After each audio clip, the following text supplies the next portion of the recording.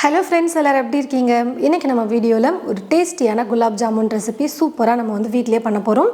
Readymade mix இல்லாமல் வீட்லேயே நம்ம பார்த்திங்கன்னா ஒரு மிக்ஸ் ரெடி பண்ண போகிறோம். ரொம்ப சூப்பராக இருக்கும். வாங்க இப்போ குலாப் ஜாமுன் எப்படி செய்கிறதுன்னு சொல்லிட்டு பார்க்கலாம். மாவு பிசைகிறதுக்கு ஒரு பாத்திரம் எடுத்துக்கிட்டு அந்த பாத்திரத்தில் 1 கப் அளவுக்கு மில்க் பவுடர் நான் எடுத்து வச்சுருக்கேன். உங்ககிட்ட எந்த பிராண்ட் இருக்கோ அந்த மில்க் பவுடர் நீங்கள் எடுத்துக்கோங்க. நான் எடுத்துருக்கிற கப்போட சைஸ் பார்த்தீங்கன்னா 250 மில்லி. இந்த கப்பில் 1 கப் அளவுக்கு மில்க் பவுடர் சேர்த்துட்டு 1/2 கப் கோதுமை மாவு எடுத்து வச்சுருக்கேன், அதை சேர்த்துக்கிறேன். இது கூடவே 1/4 டீஸ்பூன் பேக்கிங் சோடா சேர்த்துக்கிறேன், சமையல் சோடா. கொஞ்சம் நல்லா சாஃப்டாக எலும்பி வரதுக்காக நம்ம சமையல் சோடா சேர்த்துக்கிறோம். ரெடிமேட் மிக்ஸில் பார்த்தீங்கன்னா எல்லாமே மிக்ஸ் ஆகிட்டு வரதுனால நமக்கு அது தெரியறதில்ல. வீட்டில் இந்த மாதிரி பண்ணணும்னா பேக்கிங் சோடா சேர்த்து தான் நம்ம செய்யணும். மாவோட லைட்டாக இந்த சமையல் சோடாவை சேர்த்து கலந்து கொடுத்துட்டு நெய் இது கூட சேர்த்துக்கலாம். 3 டீஸ்பூன் நெய் சேர்த்துக்கிறேன். நெய் பிடிக்கல அப்படின்னா பரவாயில்ல, நீங்கள் ஸ்கிப் பண்ணிவிடுங்க. வெறும் சோடா உப்பு சேர்த்து முடிச்சதுக்கப்புறம் பால் சேர்த்து மாவு பிசைஞ்சிக்கிட்டா போதும். மாவோட சேர்த்து நெய்யை நல்லா கலந்து கொடுத்துக்கோங்க. மாவை நல்லா கலந்து கொடுத்துக்கிட்டேன். இப்போ பார்த்தீங்கன்னா கொஞ்சம் இந்த மாதிரி பிடிக்கிற அளவுக்கு மாவு கொஞ்சம் கெட்டியாக வரும். ஆனால் உடச்சா அப்படி உதிரி ஆகும் பாருங்கள். இந்த அளவுக்கு நெய் சேர்த்ததுக்கப்புறமா மாவை நம்ம நல்லா கலந்து கொடுத்துக்கணும். இப்போது இது கூட பால் சேர்த்து இப்போ நான் மாவு பிசைஞ்சிக்க போகிறேன். நீங்கள் பாலுக்கு பதிலாக தண்ணி கூட சேர்த்துக்கலாம். ஆனால் பால் சேர்த்து பண்ணும்போது இன்னும் நல்லா சூப்பராக இருக்கும். பாலை காய வச்சு நல்லா சூடு ஆற வச்சு எடுத்து வச்சுருக்கேன். 1/2 கப் அளவுக்கு எடுத்துருக்கேன். நம்ம கொஞ்சம் கொஞ்சமாக சேர்த்துக்கலாம். 1/2 கப்பும் அதிகம் சேர்க்கக்கூடாது. முதல்ல ஒரு 1/4 கப் சேர்த்துட்டு மாவு பிசைஞ்சிட்டு அதுக்கப்புறம் கொஞ்சம் கொஞ்சமாக பால் சேர்த்து மிக்ஸ் பண்ணிக்கலாம். நல்லா கொஞ்சம் சாஃப்டாக இருக்கிற மாதிரி மாவு பிசைஞ்சிக்கணும்.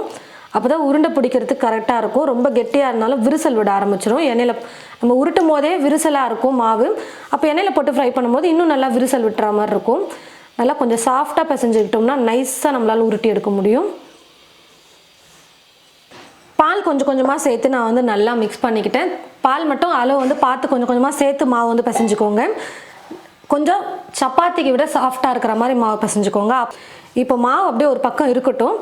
ஜீராக்கு பார்த்தீங்கன்னா நான் குலாப் ஜாமுனுக்கு ரெடி பண்ணிக்க போகிறேன். அதுக்கப்புறமா நம்ம ஜாமுன் பொரிச்சு எடுத்துக்கலாம். அது வரைக்கும் மாவு ஊறட்டும். ஜீராக்கு ஒரு பாத்திரம் எடுத்துக்கிட்டு இந்த பாத்திரத்தில் 2 கப் அளவுக்கு சர்க்கரை சேர்த்துக்கிறேன். 2 கப் தண்ணி சேர்த்துக்கிறேன்.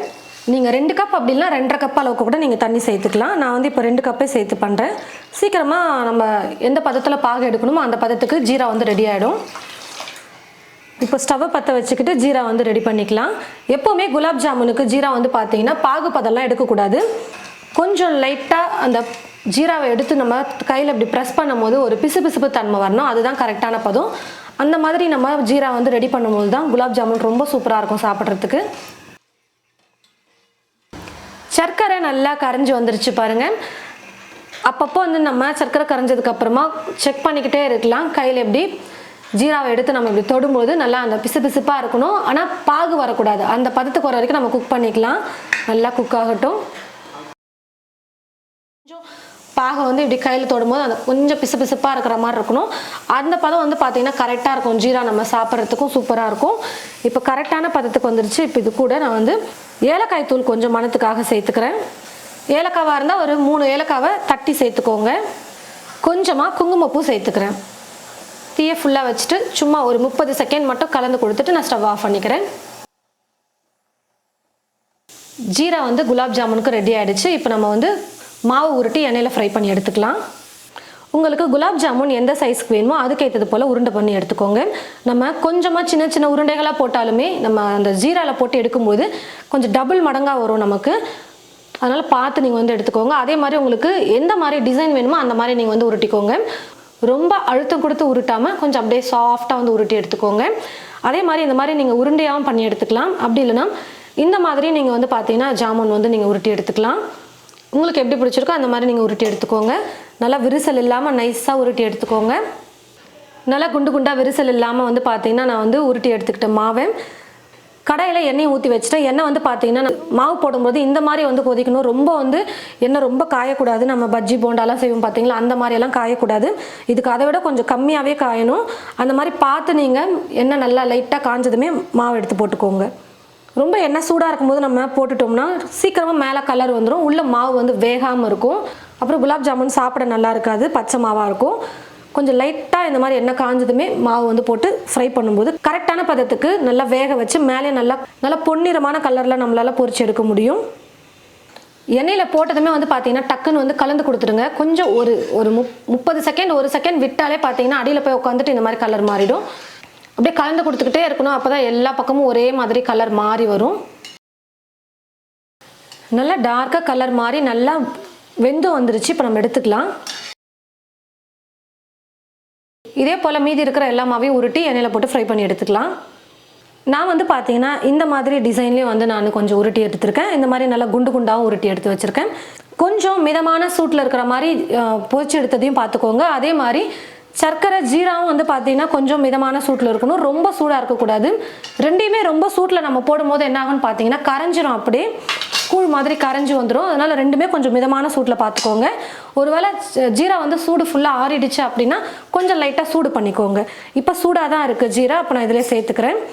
அடுத்த ரவுண்டு செய்ய வந்து பார்த்தீங்கன்னா கொஞ்சம் லைட்டாக சூடு குறைஞ்சதும் நான் வந்து பார்த்தீங்கன்னா இந்த உருண்டைகளை எடுத்து சர்க்கரை ஜீராவில் போட்டுருவேன். நல்லா ஜீராவில் ஊறுற மாதிரி நல்லா வந்து டிப் பண்ணி வச்சுருங்க. ஒரு 5 இல்லை 6 மணி நேரத்துக்கு நல்லா ஊறுச்சுன்னா நல்லா சாஃப்டாக நமக்கு குலாப் ஜாமுன் வந்து கிடைக்கும்.